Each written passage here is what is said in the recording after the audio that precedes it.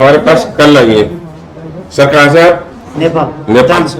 नेपाल से, नेपाल के दान। अच्छा वो कोई बात नहीं है। तो आप इन्हें लेके आई, हाँ। आप ये वीडियो के माध्यम से हाँ, आई, तो ये कल आई है। आज आप जाने की कह रहे हैं कि मेरे पास टाइम कम है, मगर ये एक सेटिंग और दूंगा मैं इनकी जब भेजूंगा। ठीक है।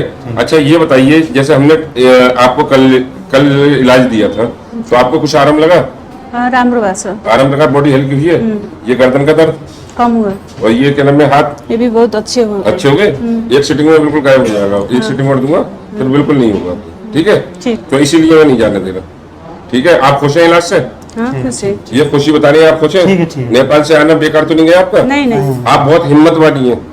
मैंने ट्रीटमेंट दिया आपको, एक आवाज नहीं निकली आपकी। कल जो दिया था, मैंने दिया था, आपकी कोई भी बॉडी से आवाज नहीं निकली थी। प्रॉब्लम क्या क्या थी आपको? मेरो गर्दन में प्रब्लम, यहाँ घाँटीमा हाँ, हाँ। अनि यहाँ हाततिर थियो। हात कहिले कहिले हात लाग्थेन कि यस्तो सामानहरू हाँ, सुन्न हो जाता है। उचाल्दाखेरि सुजन पनि थियो, दर्द हो। बिल्कुल ठीक हो जाएगा, कोई टेंशन लेने की जरूरत नहीं, सब बता के भेजूंगा।